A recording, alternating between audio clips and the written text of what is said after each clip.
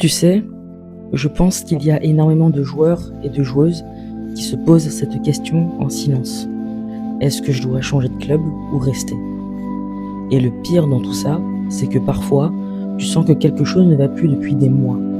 Tu stresses avant les entraînements, tu n'as pas envie d'y aller, tu te mets à beaucoup réfléchir. Tu prends plus de plaisir, tu regardes ton téléphone avant d'aller au sport avec une boule au ventre. Parce que dans le fond, tu as envie de rester chez toi ou peut-être que tu as envie d'arrêter. Mais tu restes, parce qu'il y a une peur. Il y a la peur du regret, d'être jugé, la peur qu'on puisse penser que tu abandonnes, de perdre des amis, même de recommencer ailleurs. Et aujourd'hui, je veux qu'on parle de ça. C'est tout le but de Hors Contexte. Hors Contexte, c'est une discussion entre toi et moi sur la vie d'un basketteur ou d'une basketteuse, ou quand même d'un sportif tout simplement, en amateur. Alors, ici, il n'y aura pas de highlight basket ou je ne sais quoi, il n'y aura pas 10 000 cuts, pas 10 000 plans, juste une discussion, de prendre le temps de réfléchir. Et je t'embarque chaque fois avec moi. Ça peut être au travail, ça peut être en train de jardiner, ça peut être dans n'importe quel paysage. Je t'embarque avec moi parce que c'est tes oreilles qui doivent m'écouter, bien plus que ce que tu vois. Donc aujourd'hui, je veux qu'on parle de ça. Cette décision, rester ou partir. Le but, c'est pas de te dire, voici les 5 signes qu'il faut partir et changer de club. Non. C'est plutôt d'essayer de réfléchir et de se dire comment on peut faire pour prendre la meilleure des décisions pour soi. Parce que dans le sport amateur, ce choix-là peut vraiment te faire perdre confiance en toi et te faire perdre des opportunités. Et c'est pas mon but.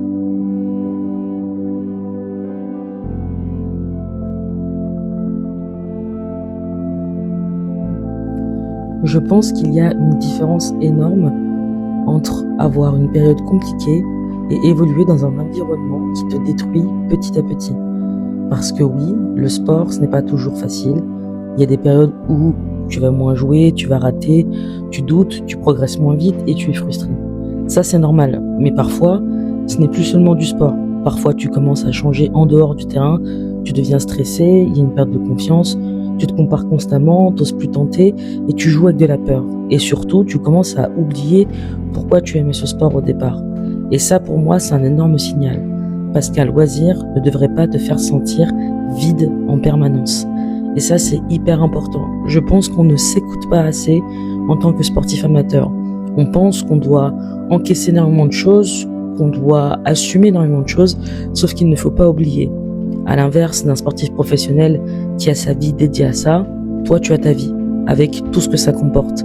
Donc il faut bien réfléchir à une chose. Quand tu fais un choix et que tu prends une décision, n'oublie pas qu'à côté, il y a tout ton quotidien et son poids. Et le truc, c'est de se dire, mais est-ce que ça, dans mon quotidien, ça va plus me créer des problèmes ou ça va me faire plaisir? Et c'est une question déjà très importante à se poser quand tu vas décider si tu pars ou pas. Quand quelqu'un pense à changer de club, la première erreur, c'est souvent de regarder uniquement le niveau. Est-ce que l'équipe est meilleure? Est-ce que je vais plus jouer? Ou est-ce que le club est le plus connu? Mais les vraies questions sont souvent ailleurs. Est-ce que tu peux être toi-même dans cet environnement? Est-ce que tu as peur de faire des erreurs?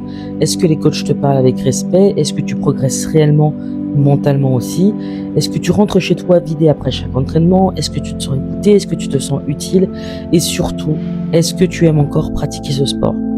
Ou est-ce que tu joues uniquement par habitude? Parce que parfois, le problème n'est pas ton niveau, parfois c'est juste l'environnement.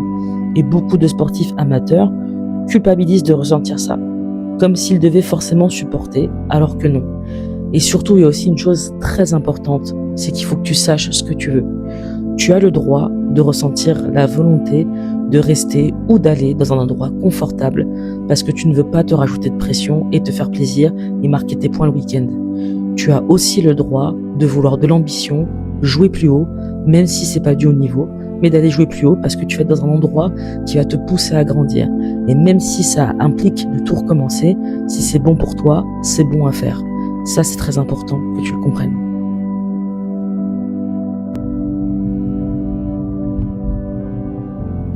Tu sais pourquoi beaucoup de joueurs restent dans un endroit qui ne leur correspond plus?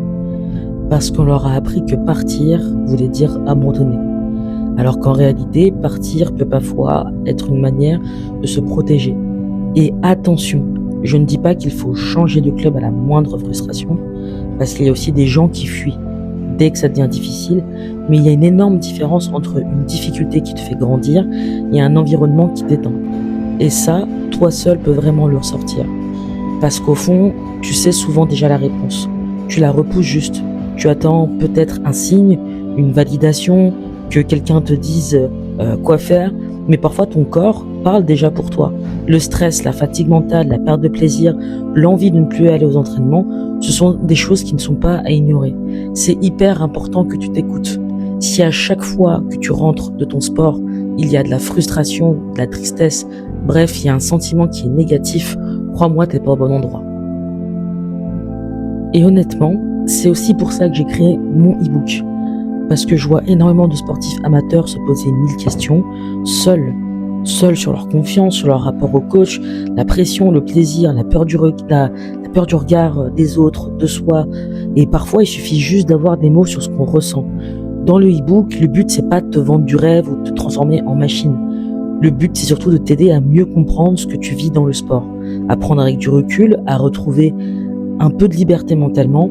Donc si tu sens que ce genre de sujet te parle, je te mets ça en description, c'est disponible, libre à toi d'y aller. Et peut-être que la vraie question, ce n'est pas est-ce que je dois changer de club, mais plutôt est-ce que cet endroit me permet encore d'aimer mon sport? Parce qu'on oublie trop souvent une chose, le sport amateur, ça devrait aussi être un endroit où on respire, pas seulement un endroit où on souffre.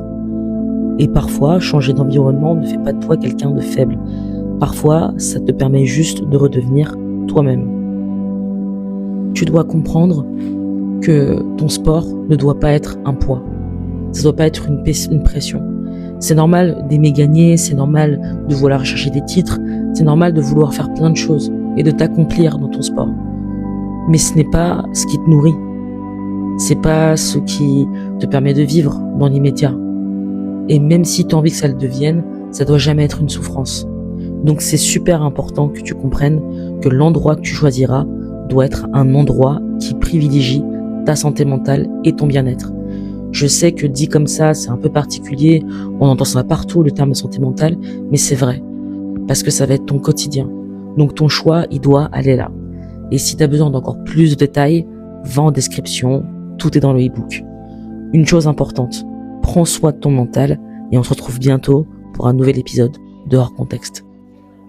D'ailleurs, dis-moi en commentaire dans quelle situation tu te trouves en ce moment, en cette fin de saison.